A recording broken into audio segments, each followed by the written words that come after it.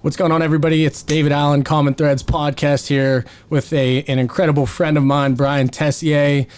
He has, I met you two years ago or so at this point. So, I mean, we've probably known of each other for a couple of years. We've probably met each other once or twice, but we've really become friends since the pandemic. Yeah, absolutely. Yeah, so Brian and I, man, we connected and just started riding bikes, and he has this e-bike and kind of convinced me to get into one, and we were just chatting earlier today about the free feeling of being on an e-bike and just kind of scooting around the city, taking your time, and the mental therapy. And I think that's a great start for us too, is, you know, we live in this world where it's constantly on the grind, constantly trying to build our lives and really set ourselves up for the future and continued growth. And a lot of entrepreneurs and business people in general, I don't think they take advantage of the mindset. And I don't think that people really put as much investment into that side of things. And I personally have really relied on all of the pandemic every single day, 2-3 hours a day, riding the bike and just kind of clearing my mind. So I'm assuming, you know, based off our conversation, that's a big part of what you do in the summer times and the great months and all that stuff. Right. I think entrepreneurs are so laser focused that whenever the pandemic came, it really forced everybody to stop. I mean, to stop and, you know, see what's important to you in life. And, you know, I don't think entrepreneurs take enough time for themselves. Either they're trying to impress themselves, grow their bank account, grow their business. They put the pressure on themselves. But you ever hear the term slow down to go faster? I think that's what, like, when we go for our bike rides and we just decompress, we're still working, we're still answering emails, social media, etc. But we're just kind of limping along, and we're putting gas back in the tank, so to speak. That's what I think of a car that pulls up to a gas station or an electric car. Plug it in, get some gas, whatever, and you keep on moving. I just think we need to take more time for ourselves. Yeah. How long have you been doing that? How long have you really focused on the mental aspect of you know, your day-to-day grind and your day-to-day hustle? I mean, you're a top realtor in Pittsburgh, and since then I've got your license in the state of Florida, and hopefully you'll be helping me get residency down there. But how long have you been doing that, or how long have you really focused on the mental aspect? Because, you know, I'm 35 now. I don't think I really put that much time into it until the more recent years. Yeah, I think it's a matter of maturity. I'm 49. I just turned 49, and I've probably been mentally taking a break or paying attention to the mental aspect of success for quite some time. I started off with yoga maybe 15 years ago, and then Pilates, and just those type of things have been.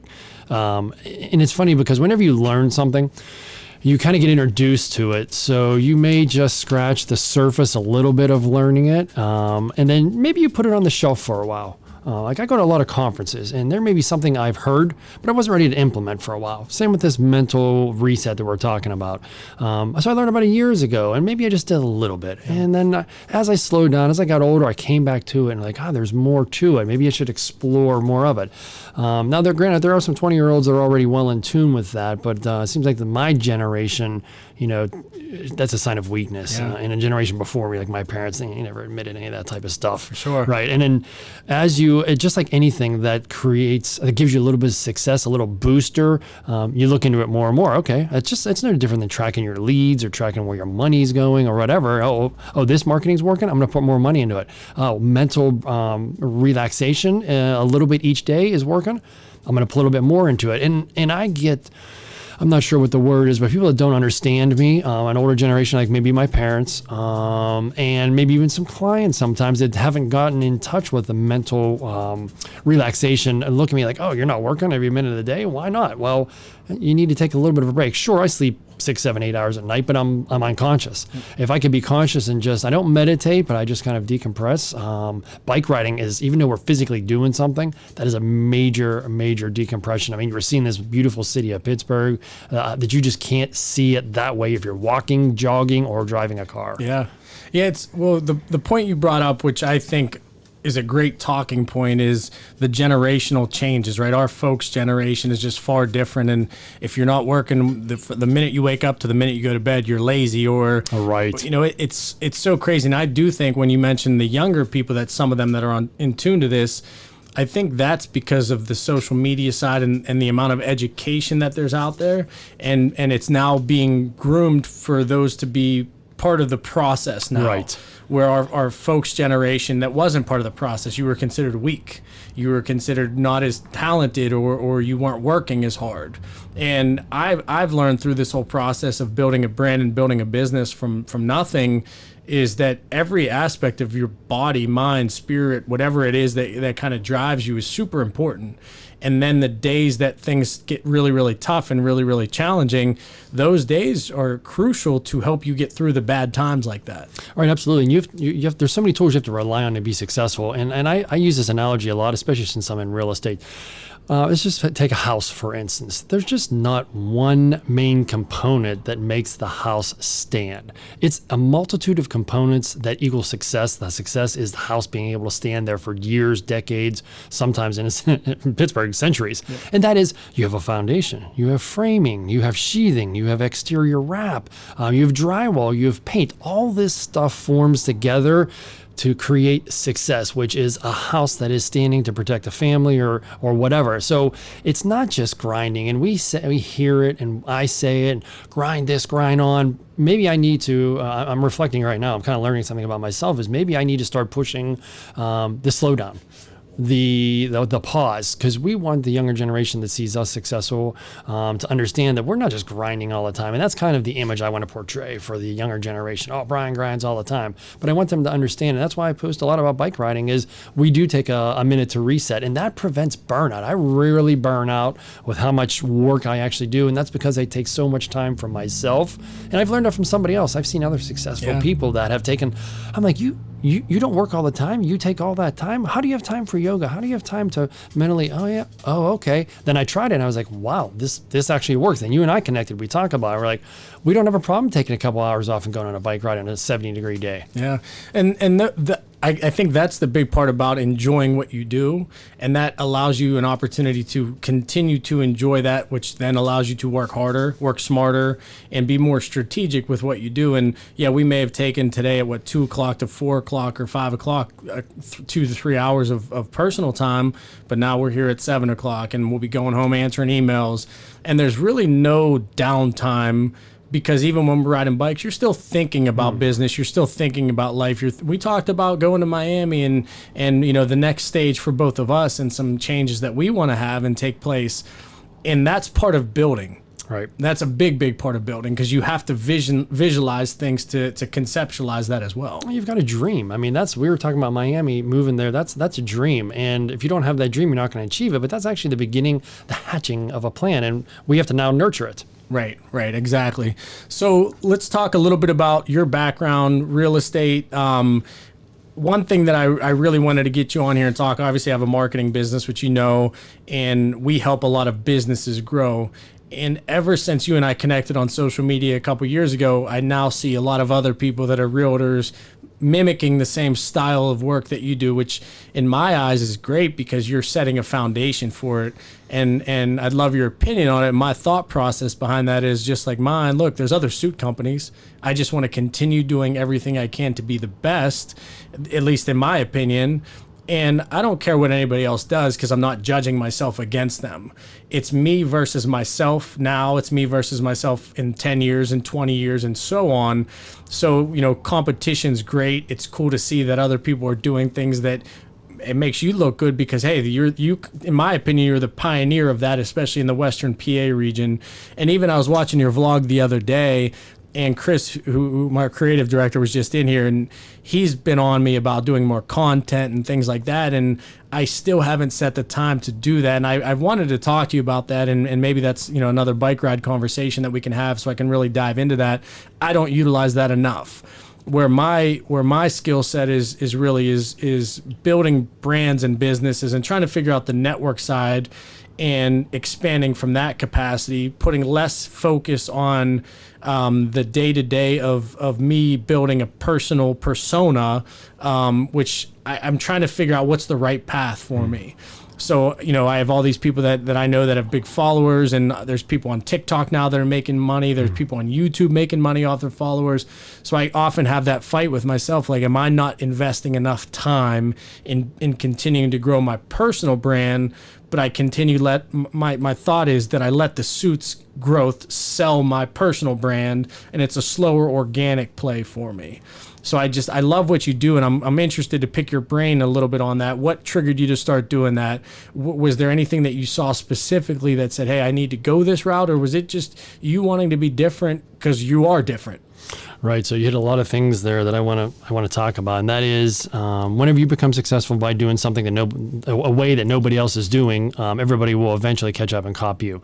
So being a competitive person, which I super duper am, it's tough for me to see that people are copying my Brian sells Pittsburgh. So now it's Katie sells Pittsburgh, Tim sells Pittsburgh, or Jim sells Pittsburgh, whatever. I've seen those a lot pop up. I've had that since I first started 15 years ago, and now they're popping up everywhere. And I'm like, so part of me is like, it's the sincerest form of flattery, somebody copying you, but in the same respect, I'm like, become your own damn originator, whatever.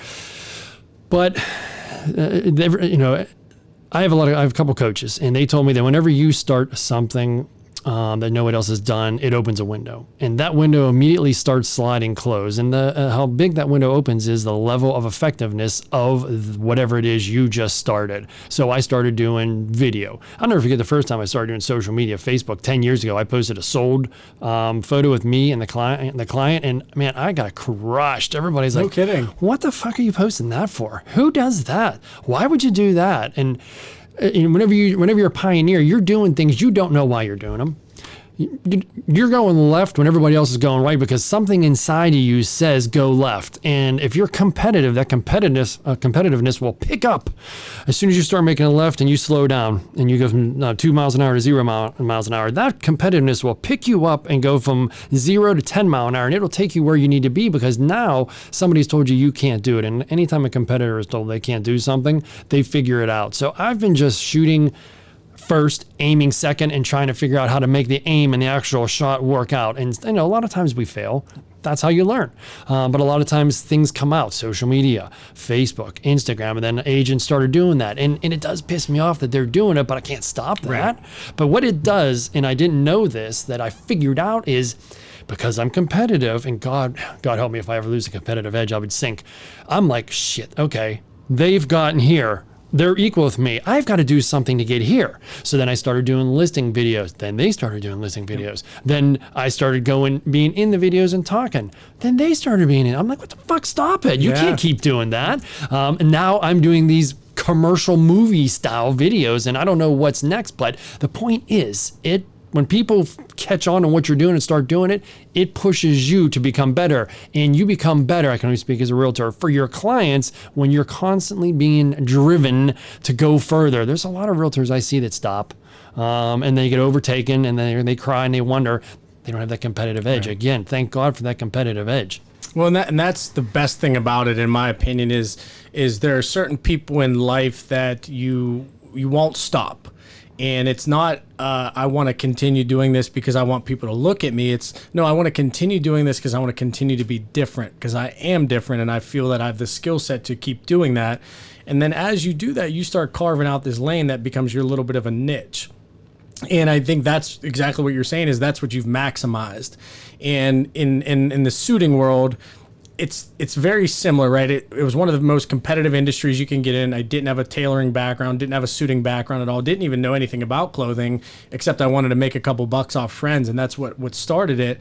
And then as I started seeing this stale industry, which the housing market was a stale industry at that point, I wanted to be different. And sometimes being different is all you need. Right. And then when you trust yourself more than you trust anybody else, and even the mentors that you have, you probably hear what they say, but at the end of the day, you tune it out. 100%. And then you dive into being the Brian that you trust yourself more than anybody. Right. I have a golden rule, and that is if I have an idea, Mom, Dad, I love you, I tell my parents, and if they say that's fucking stupid, I'm like, that's a hit. Yeah. That's a winner. So that's when I know that my first example of that was I told my parents I'm going to buy a Lamborghini.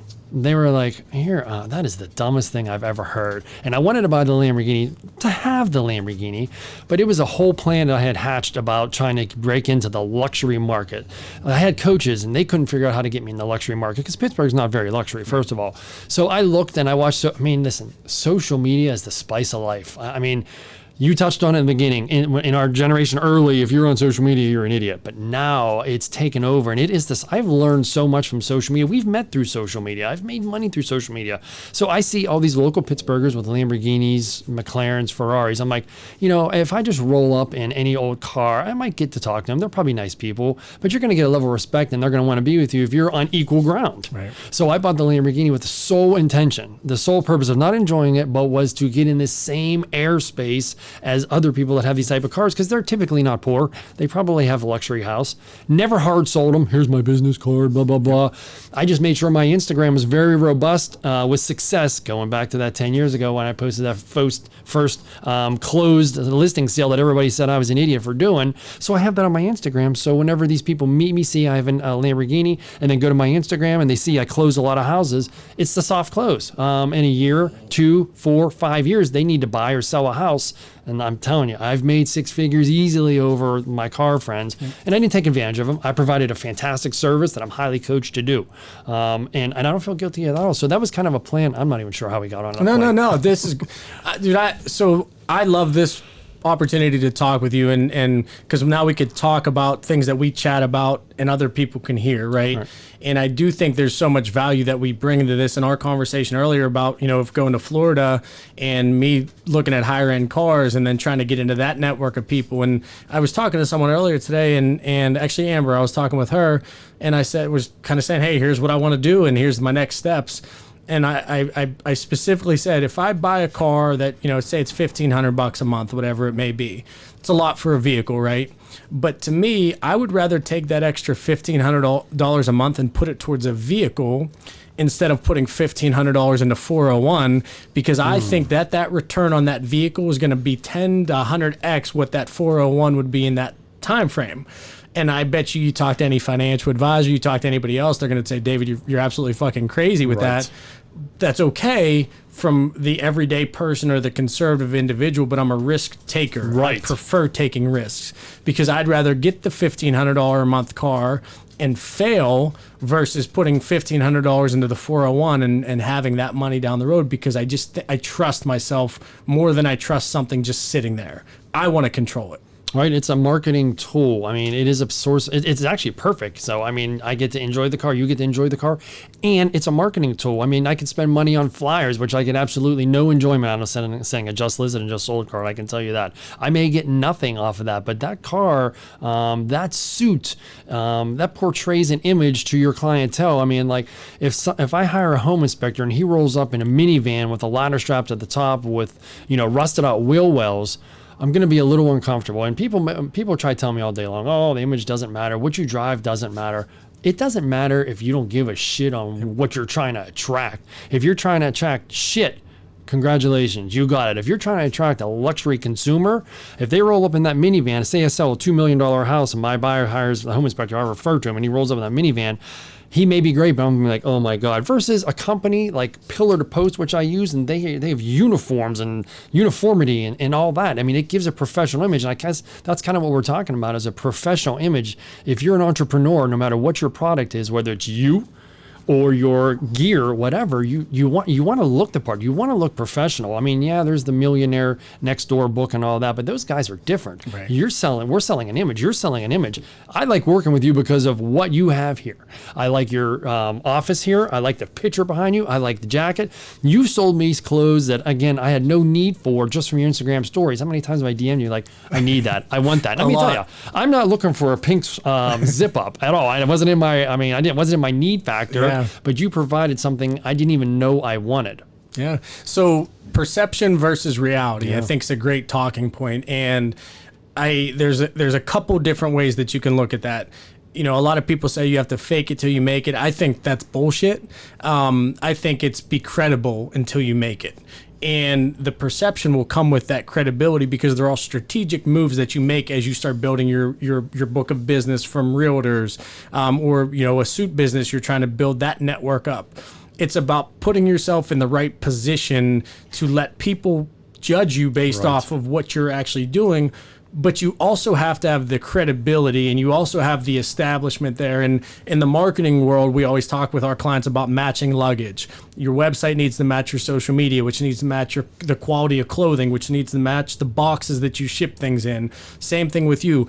You know, you may be, say you sell a house, right? And you go in and just like that, the minivan that pulls up that's rusty and everything, you kind of lose a little credibility from that standpoint. And there's nothing wrong with, if that's all that person can afford and that's their life, there's nothing wrong with that. But the lives just don't match up in that perspective.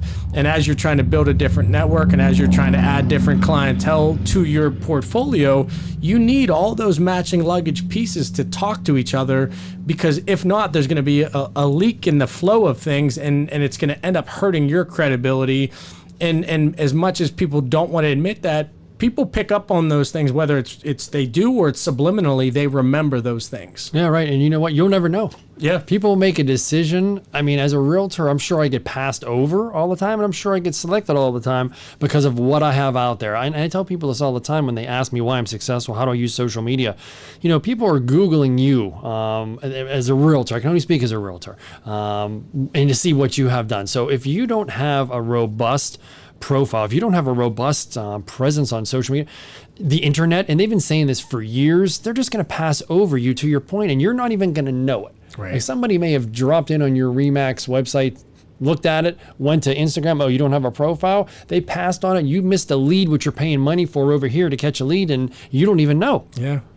You were just in Orlando for a realtor conference, I believe? Right, RE/MAX convention. Yes, well, that was RE/MAX specific? Specifically, all my RE/MAX agents. So everybody all over the country came in for that? It was limited to 2,000 people, so kudos to RE/MAX. They were the first brokerage and brand, and probably anybody in our industry in 2021 that has actually had an in-person conference. Everybody else is pussing out and doing virtual only. We could only do, meaning RE/MAX, I'm not part of the corporate, but they went into Florida, which is a little bit easier to do stuff with COVID. COVID doesn't exist in Florida. It's non-existent. It's non-existent. And they could only have 2,000 people, so they capped it at 2,000 people, and the rest were virtual. So I was very proud of my brand that they still were allowed us to come in person. But yeah, I was there last week. And how long have you been at RE/MAX? I've been at RE/MAX maybe 9 years now. Okay. Yep. Yeah, so even like that, for instance, right? We could talk about the thought process of RE/MAX, which I think it's pretty apparent. They wanted to be a pioneer in the game of what they do, and it's another way. And I would assume there's all these mortgage companies popping up now. It seems like there's always, and they're probably a lot more smaller brokerages and stuff. But there's big businesses and there's small businesses, right? And even the big businesses are still figuring out, how do we continue to be different? Same thing that you do on your day-to-days. How do I continue to be different? Well, then through the social media aspect and the trickle-down effect of that, you have this big convention in Orlando. You start networking, talking to other realtors. Hey, what's working for you? Here's what's working for me. You probably share a little bit, and then there's a little bit you kind of keep to yourself, as you always should. But again, it's the thought process of being different and being willing to challenge. Hey, we're in a quote pandemic to an extent right now, and they were willing to go above and beyond to try to be different, which trickles down to how you conduct your business, is just being different and being progressive. Right. And I don't know if they did it on purpose or not, but I think they really flashed a positive light on them by saying, hey, we're out here still getting it done. So maybe they're a pioneer as well. Maybe they're leaders as well. I don't know. Yeah. What made you go over to RE/MAX? Was there anything specifically? Right. So when I got into real estate, I failed miserably, and I had a mentor that eventually, Mark Hanlovich, he eventually opened his own RE/MAX office, and I had been bouncing around unsuccessfully to different brokers, and he opened his own office, and he invited me a year before, to come on board, and I was there the day before the doors opened, and then he took me to the RE/MAX R4 convention, which I just went to, and my mind was blown. It's just... Imagine somebody having all the answers. Yep. Imagine a magical place like Disney where you can go and all the answers are just there on unicorns and stars. That's what RE/MAX R4 convention is. There is sessions about every possible problem you could have. Brokers recruiting, how to get your finances in order, how to get listings, how to treat buyers, how to farm an area, retention, how to keep buyers and sellers. all the answers are there. So, I mean, can you imagine a soup convention? Whenever you have questions, you can just go to this, and then they talk about the stuff that's coming down the pipeline. They have coaches there that are obviously trying to sell us on their coaching program, but they're giving away a lot of free shit to make that happen. So if you only take away 1 or 2 nuggets, you can make exponentially more money or straighten out the ship if it's a little crooked in the Suez Canal. Which thankfully they got that done too. So they went to the convention.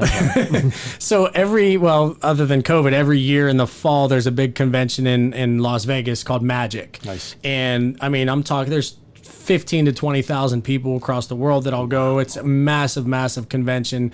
And I've probably gone the first 3 years or so in business, and then maybe 4 years, and then 2020 obviously didn't happen, but it was the same thing. They have breakout rooms. They have it's a 4 or 5 day convention. You can look at the map at who's speaking, try to go and plug some social media stuff there. You can pick up some different tips, tools, trades, all that stuff. But being around like-minded individuals that are in the same industry certainly helps out as well, especially probably from a different regional standpoint. Hey, maybe somebody that you connected with in Texas that was at Remax gives you something that they're doing there, and vice versa. And that's what's really cool is you said about picking up little nuggets, and even if it's one tip or something, that's enough.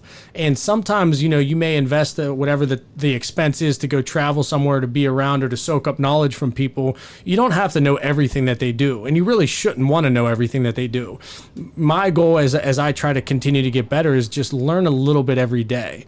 And then when I'm around people that are doing successful things or things that I'm trying to accomplish, hey, what are they doing? Okay, well, they may be doing it this way. I think I could do it a little bit my way and change, which is what you've done essentially with everything on social media to this point. And that's been one of my awesome things to watch now that I've become a good friend of yours and I get to chat with you on a regular basis. I don't want to say I scrutinize, but I look at your stuff on a daily basis because I want to see what you're doing, because I think there's things that you do that I can do in the suit business or the fashion world that you're doing them completely different from a product standpoint, but the philosophy is the same. And it's being different, touching people different, looking at things different, and getting my name out there in a different capacity, all circling back to the credibility side of things. 100%. And you touch on getting your name out there. Getting your name, I mean, that's one of the first things I learned whenever I got my license. And it was about marketing, and there's differentiation. That word has never left me, and I take that word very seriously. There are 7,500 licensed agents in Pittsburgh and 117,000 licensed agents in Miami. That's insane. I didn't realize it was that high. So what makes you different? It's a very simple question, but it's a very hard answer to come up with. What makes you different? Yeah. I ask them, sometimes when agents reach out to me, I'm like, well, what makes you different? You can't just put a sign on the yard, put it on the MLS and just pray it sells. You have to have something different. When you go to a listing appointment and you're interviewing against 2 or 3 other agents, you better damn well have something different, because if you're going against top dogs like me, I've got something different, and you may not even know what it is because I've kept it under the vest. And, and I don't have a listing presentation. And this might blow, if there's any realtors out there, this might blow them away. I don't have a listing presentation because I'm not going to have my blueprint of success, leave it there for the seller, and then the next, he can either for sale by owner it and take all my info, or give it to the next realtor. That's all up in my head. And sometimes they ask for it, I'm like, listen, I haven't not sold a listing yet. That's all you need to know. Yeah. Do you ever, whenever somebody asks you, or when you ask them, hey, what makes you different or whatever, are you ever blown away with anybody's answers? Have you ever been, all right, wow, that's pretty impressive, or it's all, hey, no, that's good. That's creative. That's cool. That's you. Is there anything that's ever been said to you or shown to you that you're like, wow, this is actually pretty unique? I'm hard to impress. So, and I don't look at what other realtors do. I just had this conversation with a mutual friend of ours, Emre, and we were talking about it. And I don't watch other people's blogs, podcasts, videos. I don't want to be influenced by that. I'm a creator. I'm a leader. I'm a pioneer. So I haven't been impressed by anybody doing or saying anything. And I may have taken, matter of fact, I like the cat out of the bag. I'm going to eventually do a marketing video. Yep. A friend of mine, a realtor in Virginia, Matt Layton, he did a video, and I'm going to steal it 100%. He's in a suit top half, and he's on a Zoom call in his new listing, and then he gets off the Zoom call and he stands up and he's in his briefs and he goes around showing the house. I think that was fantastic. I DM'd him. I said, can I steal that? He said, yeah. So there's something there that I thought was pretty creative that I will take and make my own, but I don't think I could do it any better. He looks good in this big. Well, hey, if you have it, you flaunt it, right? So I love what you said, that you don't look at anybody else from that perspective, and I don't either. I'll follow like some suit companies just because I want to see different color schemes that they have. I like some inspiration from that standpoint, but I don't really pay attention to the marketing because I don't compete against a fabric company, a fabric mill like Laura Piana, Italian Fabric. There's competitors of mine that are actually clothing brands or designers. I don't follow them because there's some that, maybe one, but he's not a suit designer, but I just like his branding and I just think he's cool. So I follow that person, right? But other than that, I don't care about the people that are in Pittsburgh slinging suits. I don't care about the people that are in Miami slinging suits, because I am so confident in myself. And not from an arrogant standpoint, but from I'm willing to put in so much work and I'm willing to get so much better every single day. And then when I think that I get to the top, I want to work 100 times harder because I don't want anybody to catch up to me. So that's the thing that I think a lot of people don't understand is the trust that you have to have within yourself. Because when you trust yourself to make the right decisions, even the right decisions are going to be the wrong decisions sometimes, but that wrong decision allows you to then jump 3 times in front of that other decision to get to that next point. And with the people that listen to this podcast, we try to leave pearls, nuggets, tips, and all that stuff because I want to share things that I could possibly share because there's a lot of mistakes that I've made in the past that cost me tens of thousands of dollars. And they're mistakes that you really can't make or really can't learn until you go through those and make those. But one thing that from day one of starting this business, I said, I'm going to build this morally, ethically correct, and I'm going to give every single ounce of effort that I possibly can. I don't need motivation from other people. I already have that self-motivation. I don't care what kind of car somebody has other than, hey, good for you. That's badass. I'm very happy for you. I'll have something like that someday. And I think that's a big thing that especially younger people don't understand in the world that we live in, that's such look at me. There's a difference of doing that with authenticity, and then there's a difference with doing that with braggadociously, like, hey, I'm the best at what I do. You can be the best at what you do and you can portray that, but you don't have to straight up say that. And there's a big difference there, and I don't think a lot of people understand that difference. Right. I mean, I think differently than a lot of people, and as I'm getting older, I learned to accept that. I feel I'm the best marketing realtor in America, definitely in our MLS. And so that means if you're another realtor and you say, oh, you think you're better than me, I don't mean this braggadociously or cockney, but I think I've earned that right. And I do feel, and that's just confidence, I feel like I'm a better marketing, and I have to have that when I go into high-end listing presentations because I don't have one. I'm just like, I'm better. Here's why. Yeah. And I don't mean that to be nasty or mean to other people. And I just want to back up 1 minute about the looking at other people thing. I feel as a creative person, and I'm interested to see what you think on this, I feel I get, if I start looking at what my competition's doing, I feel it kind of kills my creativity a little bit. Because now I'm like, oh, I start doubting myself. And I think the biggest confidence killer is when you start doubting yourself. And I start doubting myself and I see somebody, I'm not on TikTok. I hold an account, but I don't go on. I can't stand it. I think I it's haven't just made it either. Yeah. I think it's a time suck because I'm sure there's some educational stuff. And I know realtors are making tons of money, but I look at it and I'm like, should I be on there now? There's a kid in our demographic here, Brian Zaper, a really good guy with Pied Sotheby's. We might be doing a deal together, and he does a really cool thing on TikTok, Tipsy Tuesday or something like that. And I'm not going to get into it, but it gets a lot of followers and it gets him some business. And I'm thinking to myself, should I be trying to do something like that? And I feel it kills my creativity. I feel like I just got smacked in the face. I'm like, stay the course, stay in your lane, stick with what you know, and continue to press on. So that's why, like in the beginning of the conversation, I don't look at what other people do. I don't care what other people do. Things are working out just fine for me the way they are. I like when people start imitating me, and then I just go up another level. But I'm not going to look at what you're doing. I want to, everything that I'm doing now, I've created, or I've taken from somebody in a different state that my coach told me to look at and tweaked it a little bit. But nobody in Pittsburgh, if I looked at it, said, "Oh, I should be Brian Sells Pittsburgh" or something like that. So the TikTok thing's interesting because I've not signed up for it. I won't sign up for it as of now. I've looked at a couple whenever I guess in Instagram, they call them reels or whatever. So it's a similar flow. And the only times I've ever tried to make the reels, they were just shitty. And I was like, okay, this is me trying to force something that's really not me. Right. So I'm going to step back. I'm going to shut that door. I'm going to go back and stay in my lane on everything else that I'm doing that's working very, very well. Right. And if the time in the future it clicks, all right, cool, I'll jump in and do that. But same philosophy as you, man. I don't want to be influenced. Right. And it's very hard to influence me to begin with. You're an influencer. Yes. You're not an influencee. Right. And that's okay. We have to have influencers in this world. Right. And that's that. It is interesting because Gary Vaynerchuk is one of my favorite entrepreneurs, and he's promoting TikTok to an extent, and there's some other things that are coming out there. And do I think we're missing a younger demographic potentially? Maybe, but our clientele's 28 to 55 is kind of our sweet spot, 30 to 50 in that range. That's where the bulk of our business is. So, the younger generation are more the TikTok folks with different things. But so I actually wrestle with the same problems you're having. And it's interesting. We market the same way and we do creative things the same way. And maybe that's just, we're at a certain mindset that we look at things differently. And maybe that's why, but I don't know.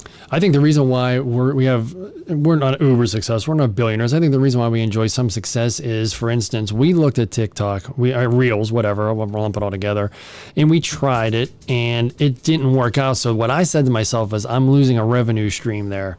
So what I need to do is retool myself, and I need to look at what I am doing in my business, and I need to fix something or sharpen the tool that I'm cutting, sharpen the knife that I'm cutting the meat with. The meat is I'm killing it on Instagram. I need to go and step it up. I need to go and do something else. I need to get better content or whatever, because I'm losing revenue by not being on TikTok. I'm losing revenue by not being on Reels. So I can't just sit here and be, sand going through an hourglass. I need to power through. I need to figure out something else, because every leg, your business has multiple legs of either marketing or revenue, whatever, Facebook, Instagram stories, just listed cards, whatever. So I'm missing another leg over here by not doing TikTok. So I have to fill that leg with something else. So I just take my Instagram and I sharpen it up, or I open up a different account, or I'll go on and start liking and commenting on a whole bunch of my clients' stuff. And that's just like touching them, Yeah. They talk about touching them. Yep. And that gets you back in front of them again. So the negative is I'm not on TikTok, I'm not doing Reels, but what it does, it pushes a positive that I wouldn't have had by by not sitting on my laurels, not sitting on my couch, twiddling my thumbs, by saying, shit, I'm not getting money there. I'm not reaching enough people that way. So I need to go back over here and really kill it over here, or clean this up, or something. Well, the one thing you did recently, which I loved and I wanted to commend you on, was the Brian Sells Miami page that you created. And I think it was the last time you were in Florida, you were getting ready to, I think you might have been on the e-bike or driving or whatever, and you were getting ready to show some houses down there. And you had the teaser on Brian Sells Pittsburgh.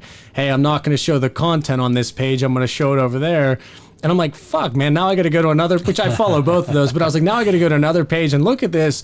But it made sense. And I'm so intrigued by high-end anything, and especially high-end real estate, because that's a lot of the mindset that drives me to be successful, is just the freedom to buy what I want to buy. And it was really cool because it made me say, okay, cool. He's doing this. This is a marketing play, and I get what he's doing, and it made sense.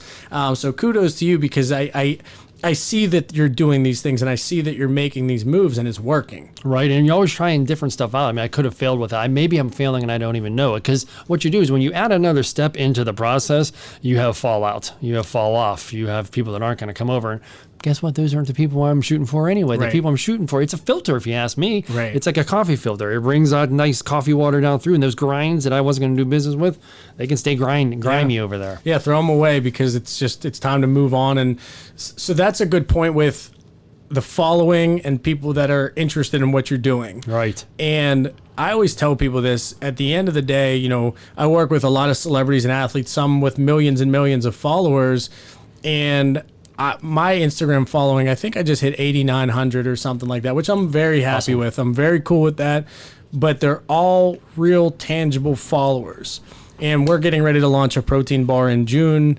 And so we're looking at different influencers that we want to kind of partner up for this. And the one thing that I keep hitting home with is, like, there are micro influencers that are more influential than actually, what macro influencers, or however you want to break it down. And I always try to give advice to people that when you're building a business, get over the fact that, hey, someone may have 100,000 or 500,000 followers.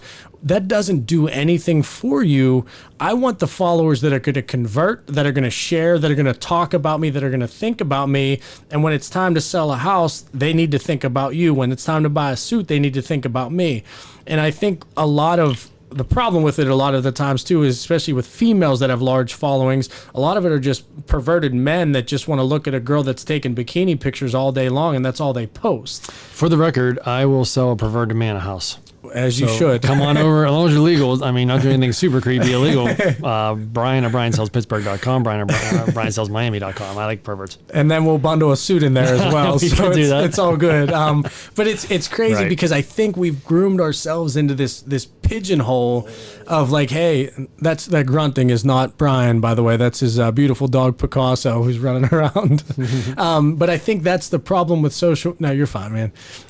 I think that's the problem with social media too. Is especially younger people or even people that are newer to it and understanding how business actually works.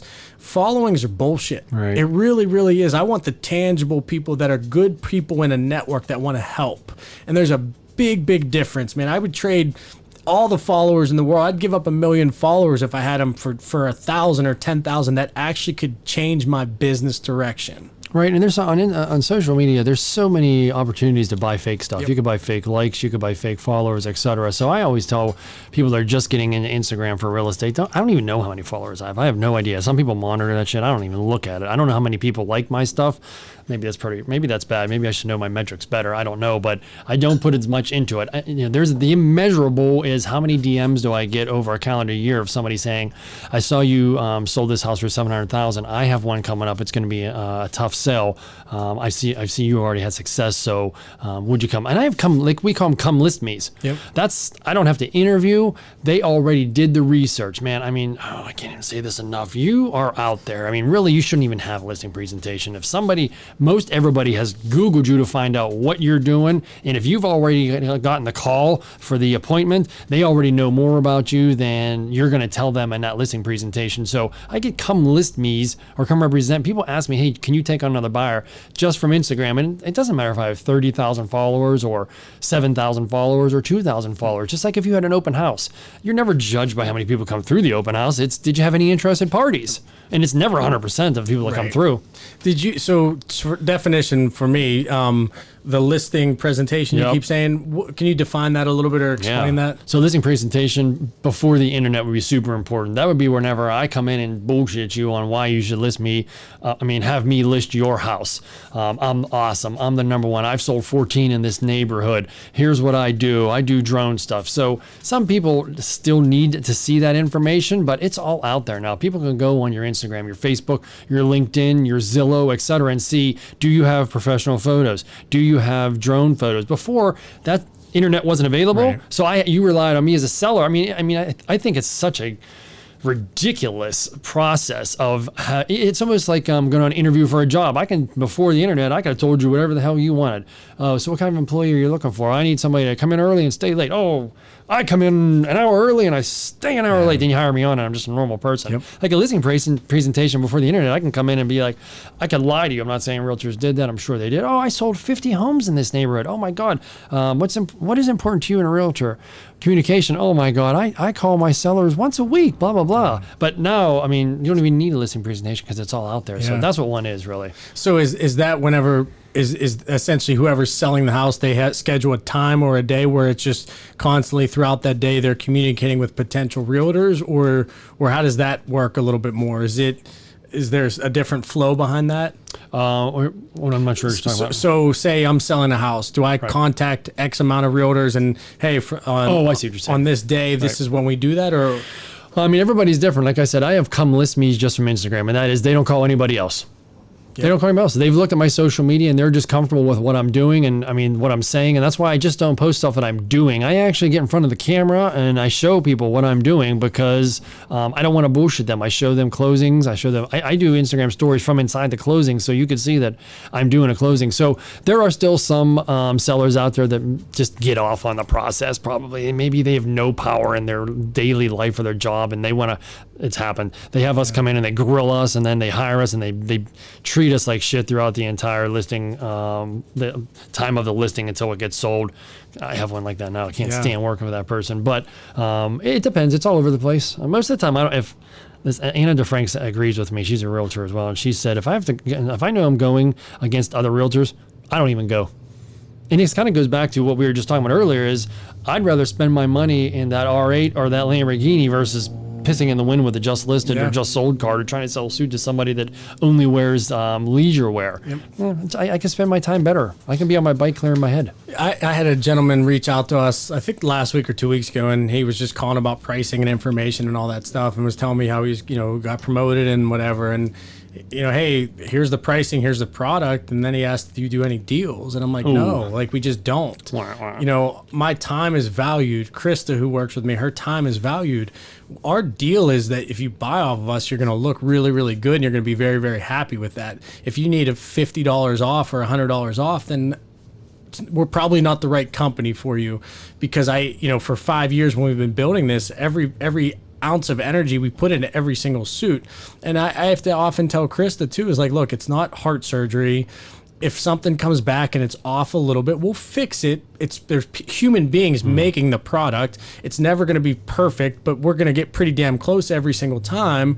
And I think that's the big aspect of it, is what you kind of set yourself up from. How do you value your time? And then how do you value the skill set that you have for the craft that you have?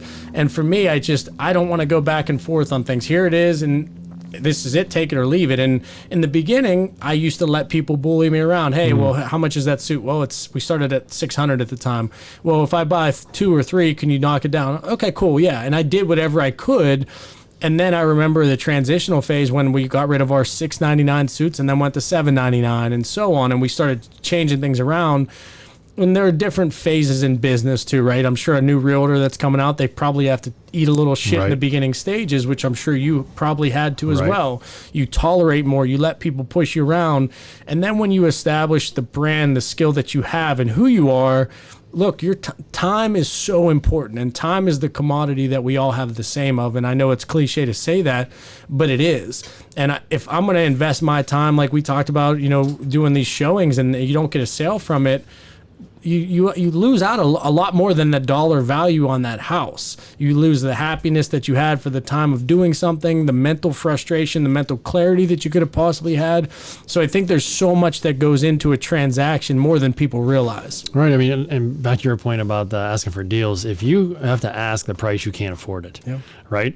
And you get what you pay for. Some people are happy with paying full price. I just had this conversation with somebody, and they're like, oh, you can get a deal on Gucci over at that store. And I was like, you know what? There is something inside of me, and this is crazy to say. I've never said it out loud. I like paying full price. Yep. We're just going to pause there. I don't want a discount. I feel like, and it's just me, I feel like if I am getting a discount, it's not worth it. I feel like I've kind of cheapened myself if I can't, and I've worked so hard to make a lot of money to be able to afford anything I want to pay full price. I mean, whenever I was poor, I had to go for that discount. I had to split a pizza with all my friends at age 20, and I ate 2 and that kid ate 5. Why is he paying the same as me? Now I've just, where you are now in life is a product of where you've been through, and I want to pay full price. Can I buy your suits? I never ask for a discount. I don't want a discount. And to be frank, I don't give discounts. Yep. At the RE/MAX convention, there was a kid who just got his license in Mississippi. He's only been in the business 2 years and already made $1 million in gross commissions. So I perked up. This maybe goes back to you asking me if I was ever interested in something somebody said. The answer is now yes. I just realized it. And he said that a couple of diffusers he does is when someone asks them what his commission is, he says, don't worry, you can afford it. That's it. Don't worry, you can afford it. He eventually has to tell them because we have to disclose it. But and in a way he gets around that is he finds out what they owe on the house if it's a listing, what they're going to get, and then he shows them that chunk of money. Like, oh, you're going to get a $50,000 return. Okay, my commission's 7%. That's only $3,500 out of that. And they're like, oh, okay, that's fine. And I thought that was fantastic. And another thing I learned from this kid was they said, what? He's a new kid, 20-some years old, never bought a house, never sold a house on his own, made $1 million a year. And they said, why would I hire you? And he says, simple. I've sold every listing I've ever had. Why wouldn't you hire me? Simple. Calm, cool, collected, never cracked a smile, and was confident. That's awesome. Yeah. And I think that comes down to the presentation of who you are too, right? And I want to work with someone like that. I just do. I was ready to go buy a house in Mississippi from him for no reason, because he had me. I was excited. Yeah. And I think I have one client in particular, and he's very, very wealthy. And he always says, he goes, I'll never ask you for a discount. And he goes, you better not offer me a discount. Right. And it took me to get in a place of financial stability. And I think it took me going through hell of building a business to really appreciate that mindset. And all the people that reach out to me, hey, can you, I want to send you a tie or shoes or something like that to wear with this. And I'm like, hey, just bill me. Right.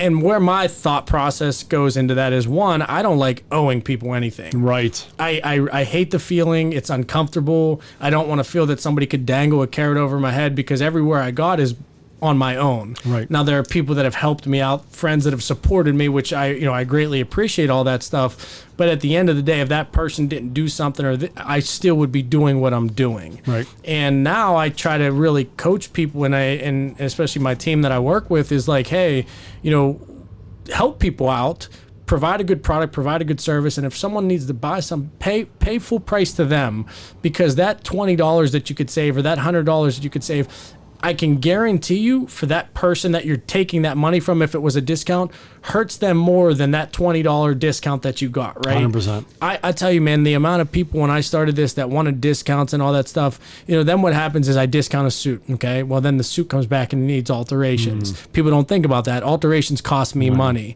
Now, all of a sudden, I gave you the 10% discount. Well, the cost of the alterations, maybe it's another 5% off, 3% off, whatever it is. Or maybe it's 10% because it's a complete fuck up. And now I lost money on that transaction based off the time, the experience, the exposure, all those things.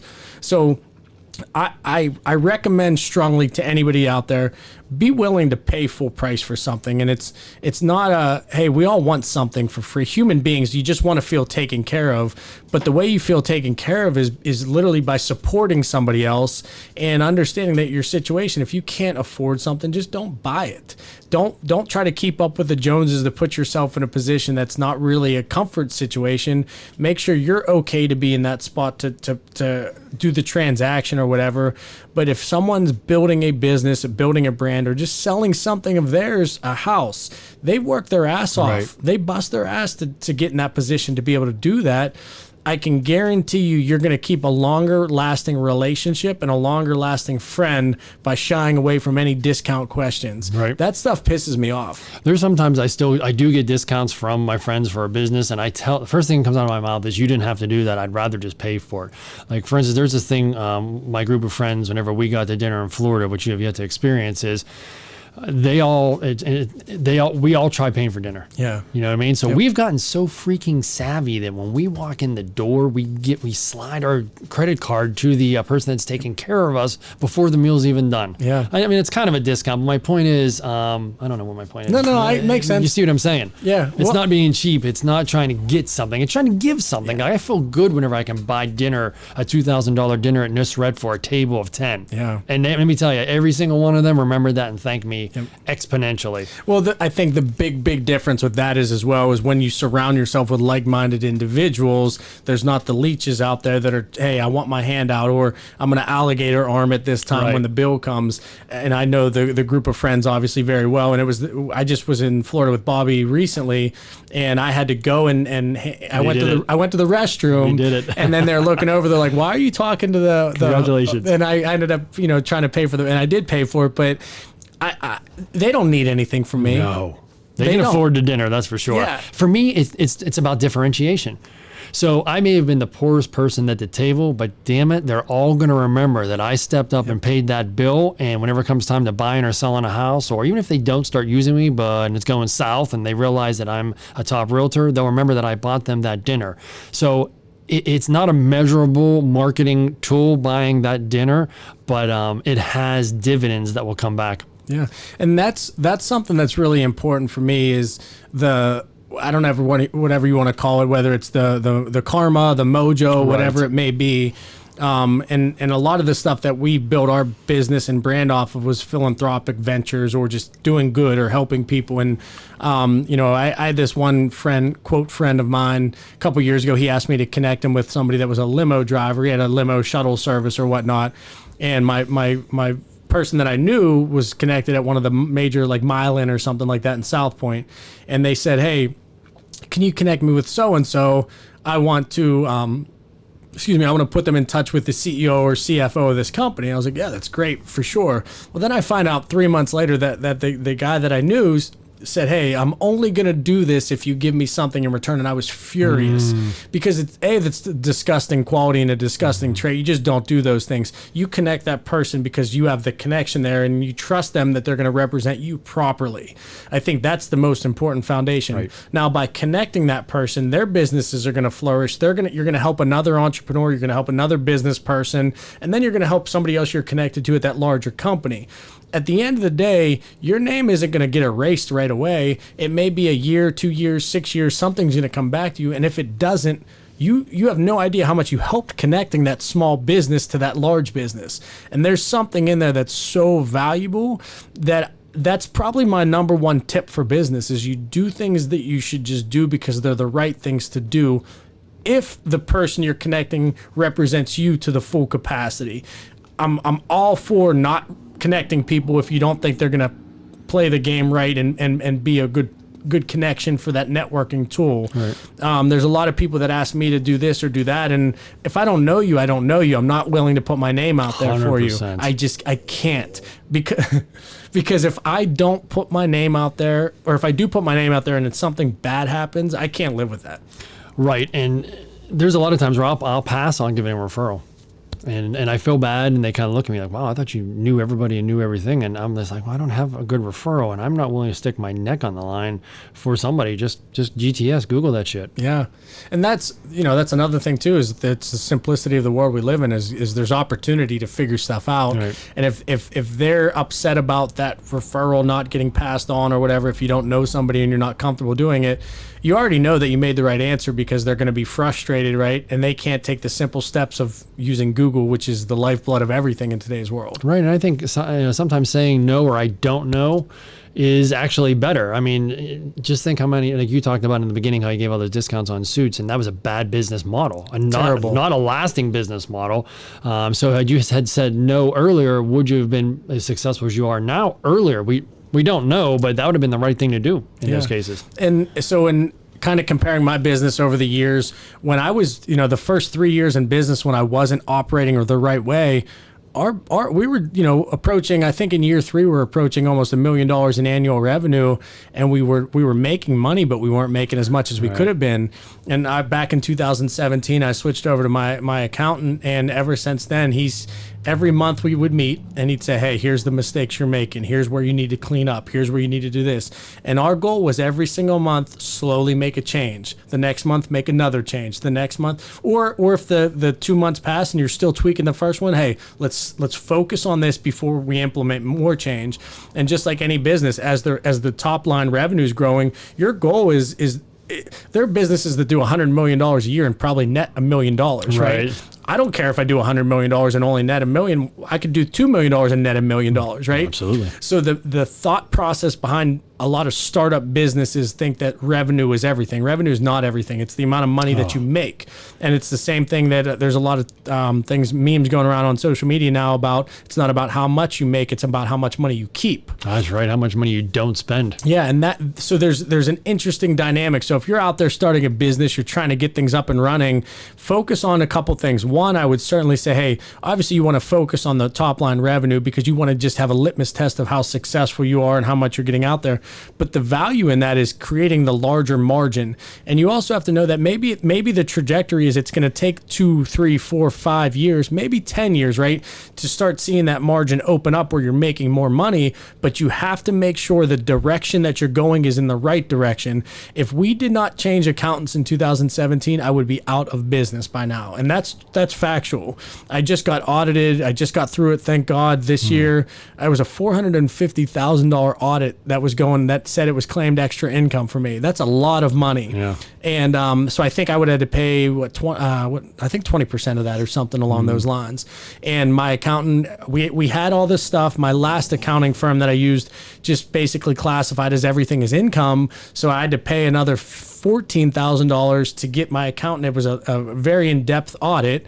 But the point of that was just the accounting information in the beginning wasn't the right process and I was going in the wrong direction.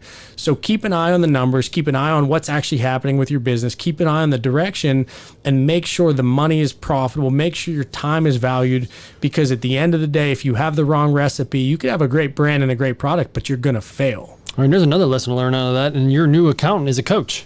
Yep. You are willing to get a coach, and I tell realtors this all the time in real estate. You need to get a coach. I mean, you're trying to go from here down to the bottom to the top, but you're going like this, like you're making all the mistakes. You can avoid that. You should get a coach. Like your first accountant, you were like here, then you got a new accountant that coached you through and took you to the top. So whether it's real estate or any type of business, you may need a coach. I know the CEO of Remax, he has a coach.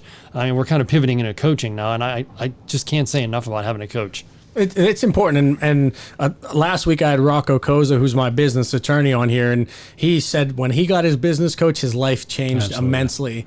And I think, when I started out, my quote business coaches were podcasts, and I would listen to other successful high-end entrepreneurs, who founded these massive companies, and I would listen to their story, that when they started, year 1, year 5, year 10, year 30, where they are now. And I realized that the path was all the same. So if you don't have somebody that right now that's a coach, there's enough people out there so you can find it, but rely on podcasts because the information's out there. And that's another tip, because it goes down to, hey, if you're in this alone, the resources are there. In today's day and age, you're kind of lazy if you just can't find some way to get better. Right. Every piece of information on every single topic, every single profession, every single whatever is out on the internet, and you just have to find it. I know. Can you imagine before? I mean, the kids that are growing up now with the internet, and then there's even the newer generation who grew up with social media.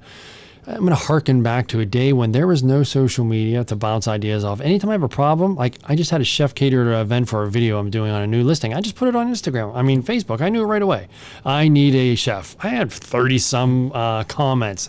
There was a time, ladies and gentlemen, that there was no social media. I'm going to even take it back further. There was no internet at all. Like the knowledge was secluded. It was kept under lock and key. I mean, so now whenever I see young kids like, oh, I don't know the answer, I can't figure out. I'm like, you're kidding me. You would have died if you were before the internet. It's all there. Yeah. And I always take time to help people that have questions on business. And I try to get a gauge of what they really need and do they really need help. And I always say, I will help anybody, but if you ask me a question that could be easily be pulled up on Google or something, I don't want to help you. It's a waste of your time. And it pisses me off because I didn't have that in the beginning. Right. I figured everything out by Googling or doing the legwork on my own. I'm not here to build your business for you. I'm here to give you a couple tips or tricks or whatever it is to get to the next point, but you got to do that shit on your own. I'm the same way. I will answer anybody's DM. I will meet with anybody for coffee, and I tell them to their face, if I give you answer all your questions and give you all the advice you want, and then I see that you didn't implement anything and you're in the same position and you ask for another meeting, I'm going to deny it. And it's not because I'm a jerk. It's because I'm just beating my head off the wall. My time is valuable. That's not arrogant. That's a fact. My time is very valuable. So if I'm going to give it to you for free, you had damn well better implement it. Yeah. And it makes me feel good to teach other people. I volunteer for the panel at Remax. I was just at. I've been on a panel almost every year, and they don't pay us anything for that. There's this kid, Tanner Moves Pittsburgh or something like that. He's a realtor with LifeSpace, Jesse Wiggin, those guys. I met them maybe, I don't know, a year ago or so, and for coffee, and I gave him a whole bunch of advice, and he actually took it, and he's doing a lot of it. And every once in a while he tags me on Instagram saying that he's doing it, and those are the type of people I like to help.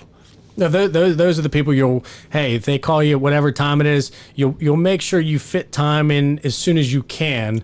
You don't put that text on unread or read or whatever and let it sit there for a week or two. You actually get back to them quickly. So it's super important. I mean, spreading knowledge. I mean, you have so much knowledge in your head. I have so much knowledge in my head. Being able to give that to somebody that we had to earn that knowledge, I didn't have anybody to ask that to, is it's a sense of, it's almost like birthing a child. And I don't mean the physical process of it. Clearly, I won't understand that. But I mean, by birthing a child by giving John Smith or Jane Doe all this information in the beginning of their real estate career. And if I had a very low success rate with them actually becoming successful, but there's two people I know of. Tanner's doing well, Brad Winter's doing well, and there's a kid, Sean Anthony, in North Pennsylvania, is probably doing as good, if not better than me. And I feel like they're my children. Yeah. And I'm like, I gave birth to them with the information that was in my head. So I love giving away the information. You just gotta be able to do it. I can't implement it for you. Yeah.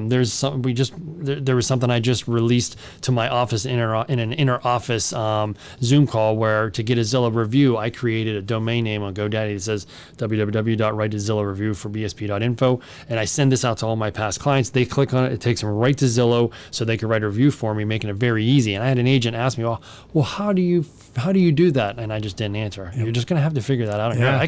I'll lead you to the water, but I'm not gonna open your mouth, stick your tongue out, and drink it. Yep. That's actually pretty cool. I mean, so to that point, right, and especially I try to correlate things to the marketing world.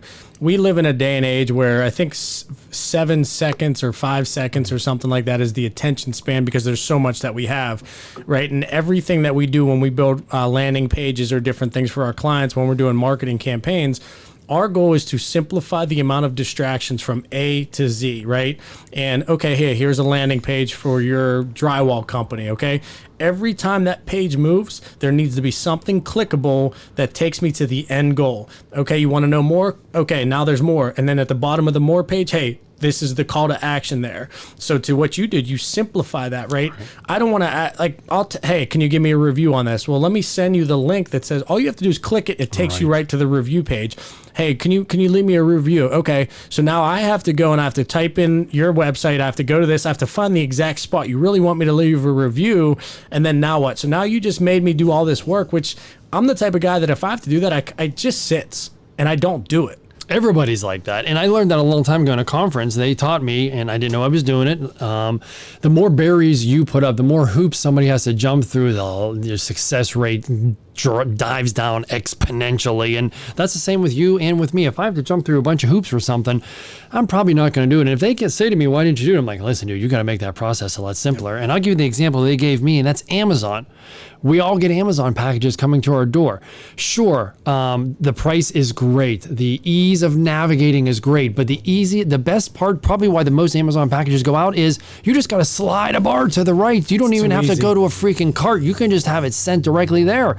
I mean, they make it super easy. So I try everything about my business. I try to make it as super easy for somebody to use me as possible or give me what I want. I mean, it's manipulation. It's sales at the best. I don't care if it's getting business or trying to get a waiter to give you a drink before the other person. You're doing something to make it easier for them.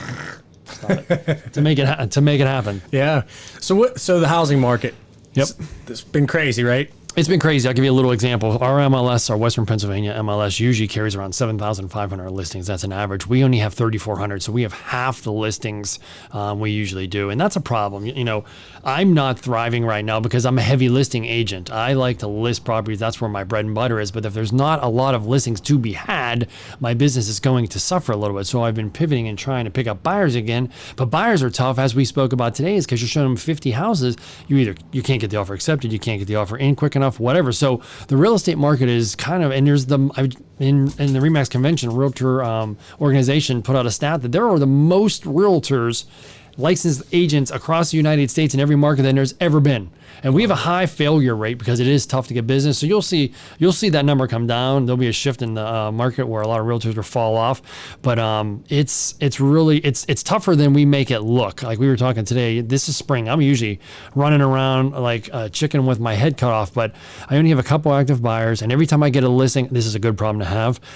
It sells within the first, usually minutes, hours, maybe 2 or 3 days, but they sell right away. So then I'm unemployed every day I get up. And if I have no listings, I have no job. But you get a listing in, it goes out right away. So it's really an efficient market that we're in right now, but it's kind of a scary market as well because there's just not a lot of listings. That's why new construction is taking off. And that's why I pivoted maybe 2 or 3 years ago to be representing flippers and builders and developers, is because I saw that the inventory was shrinking. So where are you going to go? You're going to go where there's going to be a house for you, and that's new construction. So, and that's what I was going to ask. I mean, we just went into a couple houses today on our bike ride, and it just is there a sweet spot for you from a retail price point? It seems like all your stuff you do is just high end. maybe that's because most of the ones I've seen are the new construction. Right. I really don't think we've walked in any. No, I mean, all new construction is going to be maybe 400,000 and up. It's going to be hard. You're going to be hard pressed to find. I mean, I'm actually looking at getting into developing a little bit as we spoke. I have a partner, and it costs about 350,000 to build a 18 to 2,200 square foot house from the ground up in the city of Pittsburgh. Roughly, it's about 350 grand. So you're not going to find any brand new construction for 350. And that, David, is why the market in the average market price of 180 in Pittsburgh, anywhere around there, anywhere under 350 is freaking bananas, because you're not going to find new construction. You can't make a house for $100,000 and make any money. You can't create a house. You find some flips maybe for, in the $100,000, $200,000 price point, but it's few and far between. Whereas new construction, building and development, it'll be 4 to 450 to 500, 600, 700,000. And I would assume the sub $300,000 houses probably go pretty quick. That's what I'm saying. I mean, it's so crazy. I have a couple buyers that are like the 150 price point. I give them the other agents in the office because they're never going to get anything. If you don't have I mean, those people in those lower price points typically don't have a lot of money saved, so they need seller assist, or they don't have a lot to put down. And sellers didn't really care about that before, but now that there's so many buyers out there, you need to, as a seller, you need to differentiate between the 9 offers, the 10 or 11, 12 offers. What's the difference? They're all $100,000. Well, this one's putting 20% down. This one is a conventional loan. This one is putting 3.5% down in his FHA, so they're a weaker borrower. Yeah. So, if you're an FHA buyer, or you're representing FHA buyers, or conventional loan buyers that are in that under 350, under 300 price point, and they don't have a strong bank account, you're probably going to get shot down every time. And from a business model, what do? I mean, you are literally wasting your time as a buyer's agent, taking these buyers around. I call them dead buyers. They're never going to be, they have the heart of gold and you want to get them in, but they're never going to be able to compete with a stronger offer. And some of these offers are going way over list. I mean, the market's insane like that. So as a business owner, you got to determine, am I going to keep on taking these buyers around, or you just give them a good advice and be like, you're probably going to need to rent a little bit more. 2 options. You either need to rent and save up more money, or you need to look at a lower price point where you're the stronger buyer. Buyers have a tendency to buy at the height of the top of their price point and stretch it out, probably. Right. If they tell me set up a search between $400,000 and $600,000 to donuts, we're looking at $999,000 houses. We're not looking at $400,000 houses. Right. Yeah, I mean, even when I was 26 when I built my house, the reason I built my house was at that time I was trying to find something on the higher end of what my budget was. And every time I would put an offer in, I think it was 5 or 6 times. This was 2013, 2012. And I had my uncle who was a realtor at the time, and he was taking forever to even put offers in. So every time I would put an offer in, I would get outbid, or somebody would pay cash. And I started realizing there's a big problem here. I was 0 for 5 or 0 for 6. And then I got so frustrated with looking for houses. I said, fuck it, I'm going to build something. Smart. I ended up building a house that was more expensive than I wanted to at the time, but I was so frustrated with it. I was just like, fuck it, I cannot keep waiting for this. So it's interesting to I never really analyzed that or thought about the mindset behind that, but we all want caviar things with budgets that aren't caviar budgets. 100%. And I mean, you just proved my point. What I was saying is you can't find which one. And we're going to make a little plea to buyers. You can't get frustrated like David did. If you get frustrated like David did, you may get yourself into a financial situation that you can't survive. I mean, maybe you can afford $3,000 a month with a total family budget. Your mortgage is $2,500, and then you have car, utility, whatever, and you're okay with that. But what if one thing happens, God forbid, something health related that your health insurance doesn't cover, or I'm basically describing a rainy day. Now you're going into foreclosure. So this is a reason why I don't like buyers to buy at the top of their budget. But again, as a realtor, that's not my job to give you life coaching. You kind of have to figure that stuff out on your own. Yeah. Well, who knew there'd be a global pandemic either, right? Right. 911. I mean, I was around. People were like, "Huh, what is that?" I mean, 9/11. I was around for that. I mean, those are things. Those are not. It's not a pandemic, but those are global shifts that is not Mother Nature, and there are Mother Nature ones too that you can't predict. That you would never think would happen. Just like the pandemic, we're America. Nothing can pierce our armor, and everything got shut down. And people were losing jobs, and some people, blows my mind. I think we've talked about this. They still haven't learned their lesson. Yep. Like, you need to put money away, sell shit, put money away for a rainy day. There could be another rainy day NBA right around the corner. Yeah. Well, and that's the big thing too, is at the end of the day, there's so many things that are outside influencers. And I think there's a lot of people that probably live house poor, whether the reason is because they want the perception or whether the reason is they didn't. I think I could speak for myself. When I first started getting into, building my house and everything, I wanted the nicest of nice. I just built this nice house so that the furniture was brand new, was expensive stuff. And I depleted all my savings. I spent every dollar that I possibly could.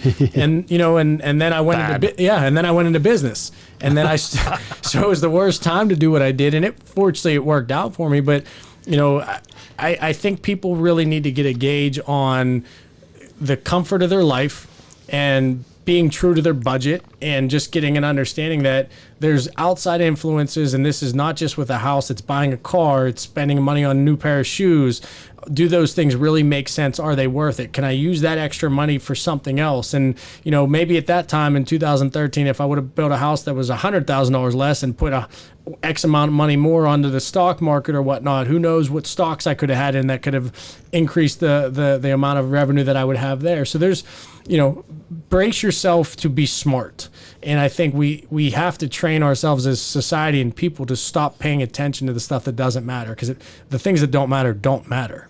Right. And a lot of people are taking out loans or financing this stuff. And I try to tell people this all the time. And you and I have had this conversation. I'm debt adverse. So everything I have is paid off. So if a pandemic came, I'm okay. And can you say that? I mean, you can't be mortgaged. You can't be loaned out to the maximum to have a Lamborghini, a house, a couple kids and all that just because you either want to provide that to them or you want to have that image that you're trying to keep up with some of the Instagram influencers by having Louboutin shoes, Rolex watches, etc. I mean, I don't know what school you went to. You went to Canon Mac. They never taught us how to budget. Man, that would have been the best. I'll tell you, one of the best classes I ever took was typing, believe it or not. Yeah. But if they would have ever had that class, if they could teach, because what if your parents suck at managing money? They're going to teach you sucky ways. Yeah. I'm very fortunate that my mother and father have taught me never buy anything, never charge anything, finance anything you can't pay off. Now, you're going to say, what about a house? That's true. But I made those payments immediately to pay off that house. You don't carry a mortgage for 30 years. You want to know something that will stop you from making payments for 30 years that'll get sick? Look at that amortization schedule whenever you close on your house. Don't bury that sheet of paper. Look at it. You will end up, if you pay at that interest rate for 30 years, you will end up paying more in interest than you actually paid for that house. So I know a lot of us, I've met some savvy buyers that are doing 15-year mortgages or making double payments. I mean, you got to pay that stuff off first. You can't just be so comfortable. America, lenders, creditors, they want you to get comfortable with debt. I have friends that like buying new exotic cars all the time and they're just loaned out. Like, I don't think they'll ever be able to pay that off. They just keep rolling to the next one. Yep. And I'm thinking that is absolutely insane. Yeah. So when I built my house, I think my tag was 430 or 440,000 or whatever. Yeah. And I looked at it's a lot of money in 2015 still. 2013 at that time. That's a lot of money. And the crazy thing is the amortization over the life, I think it was $950,000 or $980,000. Thanks. Love that. It's crazy. And I've been there almost, I think 8 years in October. October will be 8 years for me. And, I'm not going to be there much longer, but, you really look at things, it's pretty crazy. And there are tips, like you said, the double payment on the mortgage that you can utilize. And there's certain things that I'm sure, Brian, you could reach out to Brian on social media and he'd love to give you some guidance on that. And I'm sure there's a million other things that we could think of. And look, it's reality.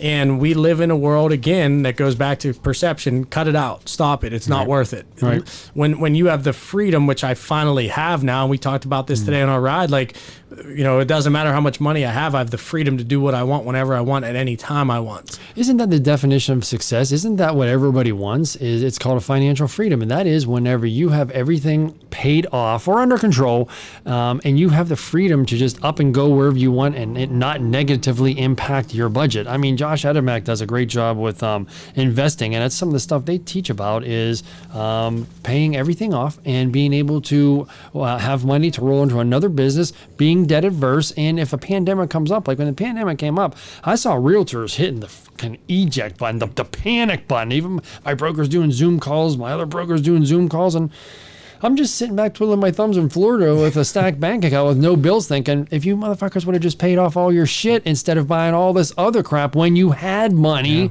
you wouldn't have this problem. And then I see them still making the same mistakes it's mind-boggling. And the earlier you start Right. at protecting yourself, the better you'll be for the future. So just if you're in a good spot now, make sure you don't ever not get in a good spot. Don't take the risks on certain things if it doesn't make sense, because there's going to be another situation at some point. It's hopefully not another pandemic, but something else is going to happen. And another good piece of advice I learned, I never used to CrossFit at CrossFit Mount Lebanon. There was a professional CrossFitter there that went to the games all the time.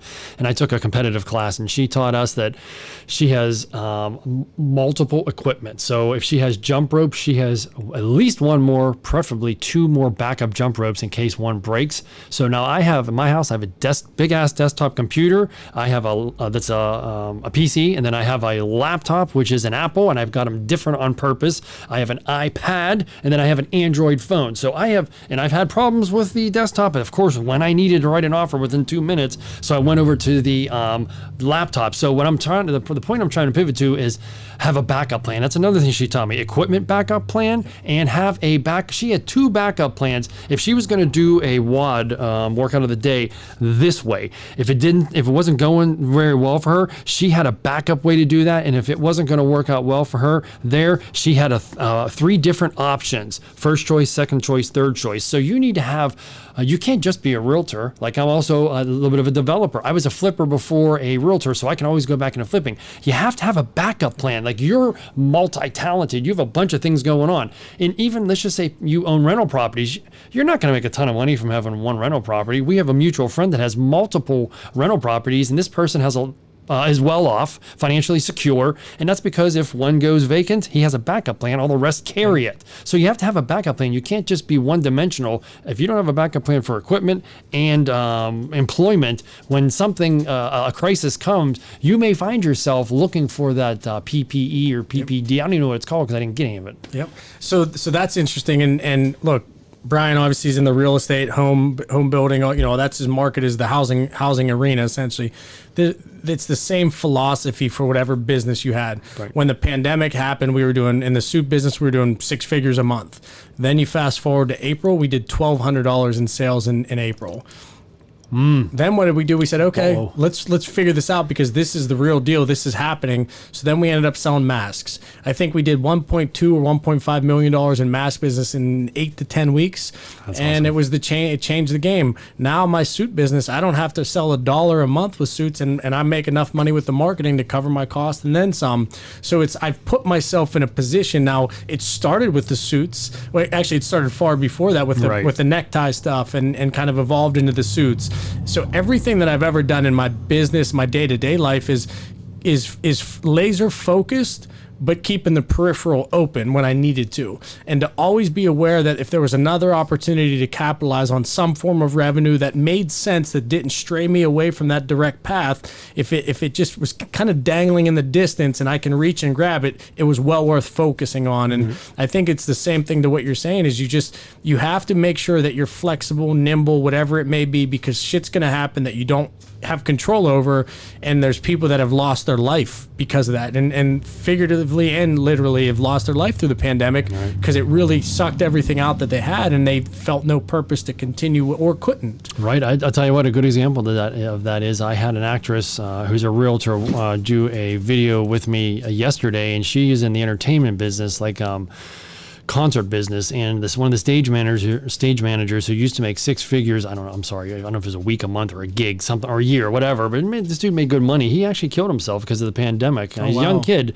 and it was because the game changed, pandemic came, and I'm certainly not, I don't want to discredit this person's death, but they didn't have a backup plan. Sure. And I mean, I don't agree with suicide, they took that route, but you pivoted and had a backup plan in place. And that's what I was just trying to tell everybody about backup computers and different avenues of income, is you've got to be trying different things. The first thing we both tried isn't what we're doing now. Like, I first started flipping houses. I don't flip houses anymore. I'm now a realtor who's going to move into being a developer and a realtor, and in different states. You started out with neckties, then proper knot, then the suits. Right. And I had a day job at the time too, so I was always figuring stuff out. When did you flip first house? It was probably about 20 years ago, Okay. before there was YouTube, before there was anything. There was a TV show called Flip This House. And I mean, I didn't know anything about it, but I liked the fact that you made your own hours. So I bought a hammer, some duct tape, and I went to Home Depot and I said, this is what I need to do. And they're like, okay. And I made 20 grand off my first flip. And I was like, okay, cool. Well, I can do this. And I took that money and bought more tools,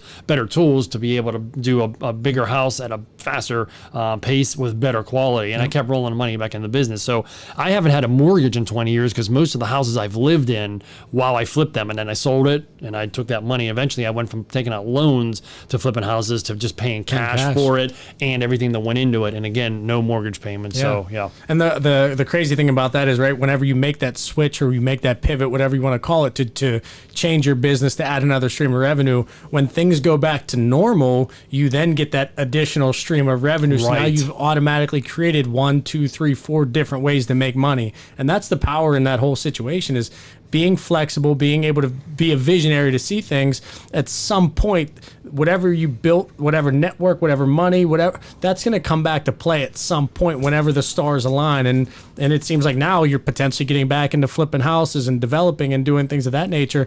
That's a whole nother revenue stream that's going to be substantial on top of the great money you're already making. I can't tell you how many times, David, where I've done something and I'm like, I don't know if I ever need to know that. Or if I learned something and it kind of just stuck in the back of my head on the shelf and I was like, whatever. And then years, maybe even decades later, I was like, oh, I remember this. Oh, I did that. And I implemented it and it was successful. And that's, again, I guess why it goes back to going to these conferences. There's so much shit there. I may just pick up one thing and I may not implement it right away, but I know somebody else is doing it and they're having success with it. So when I slow down or if something pivots and my business takes a hit, I'll know it's there. I mean, the moral of what I'm trying to tell everybody is if you're just sitting on your ass in Pittsburgh waiting for success to come to you, you're going to be sitting there forever. You have to go after success. What does that mean? Well, I listen to podcasts, watching YouTube videos, going to conferences. You've got to do something. And for the longest time, I was lazy, and because my parents did everything for me whenever I was younger, I just thought everything would be done for me. And I went out in the real world, and like I was just floundering around and failed. And I was like, oh my God, I got to do something. Then I started going after things. Just like if you're a guy and you're trying to get a girlfriend, you go after the girl. Rarely does the girl come after you. I mean, sometimes you might be that lucky. I'm not that lucky. Yeah. So what's next for you? What's on the? I know you just got licensed in the state of Florida. So if anybody out there is listening, and a lot of people are down there visiting, so please reach out to Brian.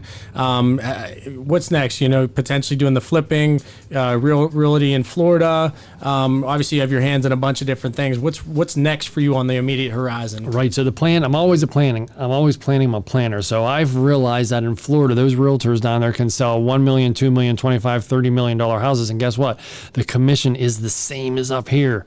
So why they're working significantly less, having way more mental pleasing bike rides than I am, selling 70 houses a year up here. So I decided to get my license down there, and I'm invested a substantial amount of money month over month trying to get in with that luxury network down there. I'm going to move down there. I'm going to rent a place in the winter, move down there, and fly back to Pittsburgh as needed because I'm going to keep the Pittsburgh business that I've worked so hard going strong. But I'm going to try to open up. It's no different. Open up another branch if you were a Allstate or you were a McDonald's, and just open up another branch. I'm not giving up on something, but I'm also putting another iron in the fire, and that's with this development. Because if real estate in Florida never picks up, and for whatever reason real estate in Pittsburgh suffers a little, I'm going to have this development thing in the background. I mean, the market's so crazy. All you have to do is build it, and they will come. Yeah. So luxury real estate in Florida, continuing to crush it in Pittsburgh in real estate, and start developing a little bit here in Pittsburgh. And then for Florida, is there area, obviously I know you do South Florida a ton, is there areas specific where you're going to be investing more time? If anybody's listening and they're potentially having the idea, hey, I want a vacation house, second house, or my primary residence, any philosophy there on where you'll be or where you can help? So I mean, Florida's a little different. I will work the area in Florida where the sun shines. Yep. So Florida, the sun shines every day, all of Florida. So it's a little different down there. I mean, I could sell anywhere in Pennsylvania, but you have to join all these different MLSs, and you have to do that down in Florida as well, but it's more popular. So if somebody wants to buy, a Pittsburgher wants to buy a $5 million house in Naples, which is on the other coast where I'm not in that MLS, I could certainly pay $160 join that MLS and represent my friend, buyer, or client for a $5 million house down there. Now, I do primarily work on the South Florida area, which is a huge area. Right. Miami, Boca, Boynton Beach, Beach, Fort Lauderdale. I mean, if you think, I tell everybody here in Pittsburgh, and I put on my social media, if you're thinking Florida real estate residential, just contact me. I'll figure it out. If I can't get there, I'll get you to somebody else that will. Awesome. What kind of wrapping up here? What changes in the real estate game, and things that you see coming? Any tips out there that you can really provide for there's people listening that could be younger up and coming realtors, somebody that's been a realtor for 20 years and is looking for some change? What do you foresee happening here? Obviously, you said Pittsburgh. What it looks like half of the inventory is available. Yeah. Do you see anything changing drastically? Do you see that coming back at all? Is that purely pandemic related that caused that? What's your overall thought? It's definitely a pandemic. I mean, the market was great before, but we never saw this type of inventory shortage, nor this many buyers, et cetera. But people are changing their lifestyles because of the pandemic. Everybody has reflected on their life and realized that they need this. They need a bigger house. They need a smaller house. They need to get out of a condo. They need whatever. Now we're seeing a return to condos with the vaccines being introduced as well. So, but what I will tell realtors have been in business 20 years. I've been there 15. A lot of the older realtors, more experienced, senior, whatever, they're going to be leaving. My dad quit the car business because technology took over. I mean, kids started texting and emailing and selling cars from home, and that just wasn't the way they did it. A lot of these older school realtors or older in age, whichever it is, they're going to be leaving, and their business is starting to be taken over by some of the younger kids, and they may not have that experience, but they have experience on TikTok. They can make a reel. You know what I mean? Absolutely. We need to step it up. Right. And like I said, that kid in Mississippi, the number one agent, he's not just the number one RE/MAX agent, he's the number one agent of all Mississippi, made $500,000 a year. He's a 20-some-year-old kid that never bought or sold his own primary residence yet. But he's a hustler, and that's what it takes. So you got to have that hustle. Give some advice to the younger generation. You got to have that hustle. You got to have that grind. Resiliency. You've got to have thick skin. Just talked to this girl last night who did the video with me, and she was telling me how other agents were being bitches to her. I said, they're going to do that. You're going to be tested all the time. Your clients are going to be not so nice to you as well. So you need to get that thick skin. And if you're going to be a younger realtor, you need to have a bank account. If you got your license on January 1st and you sold a house on January 1st, you still wouldn't get paid to January 31st when it closes. That's something I didn't know. There's no paychecks. We don't get paid hourly. We get paid at closing. You're probably not going to sell. Listen, I just got my license in Florida. I can guarantee you're not going to sell a house your first day. I'm on month 3 and haven't sold a house down there yet. So you have to have a bank account as well, because a lot of people are thinking about going into real estate. We have a high turnover, and that's because they don't know these type of things. And the longer you're in real estate, the more clients you have, the more repeat business you have. So I tell all young agents, get on with a major corporation that has some sort of training. There's different brokerages around the Pittsburgh area that has training programs that aren't the best for commission splits, but that's because you get an education from, and they prevent you from failing and keep you in the industry. And I also recommend trying to get on a team. I don't have a team, but if you have there's a lot of successful realtors in Western Pennsylvania that have teams. You need to get on that team because they've already made the mistakes that are facing you. You are opening a door. There is this pathway to the castle. Along the way, there are coyotes, traps, and everything else. The team is all at the other end. They have already been through there. They can wave a magic wand and lift you up from that front door and take you over top of all the hazards and drop you off down there. I mean, you're going to take a hit in the commission, but what you're taking a hit in the commission, you are gaining exponentially and not losing money and failing and education. Yeah. And I think there's a lot of gold there, right? And just like in anything that you're out there listening, and again, I always talk about whether it's personal relationships, whether it's professional relationships, whether it's you're trying to start a business, whether you're an employee that wants to be better, whether you're a realtor, you want to be better, you want to improve. There's nothing different between any industry, right, any product, any service. The mental philosophy is all the same. It's the never giving up attitude. It's, hey, you're gonna deal with some bullshit. You're gonna have to, but that's essentially earning your stripes to get there. You're gonna make mistakes. That's okay, because the mistakes you make then, as long as you learn from them and grow from them, those are the scars that you never get rid of, and those are the scars that when you get to the point that you're trying to be, you appreciate those. You appreciate the financial freedom that you have because it hits you differently, being that you've been drugged through mud for so long, over and over and over again. And we share horror stories all the time, and it is what it is. There's no way around that. There's no way that you're gonna bypass that automatically. And even the analogy you said about the team, for the realty that have realtor teams, they can steer you and help you make less mistakes. You're still gonna fuck up and make mistakes. Right. That's okay. and you're allowed to do those things. And look, Brian's one of the top realtors in Western Pennsylvania. I don't know if there's a ranking or anything. I know you're one of the best. Right. And there's a reason. It didn't just, hey, I woke up and I'm at that point.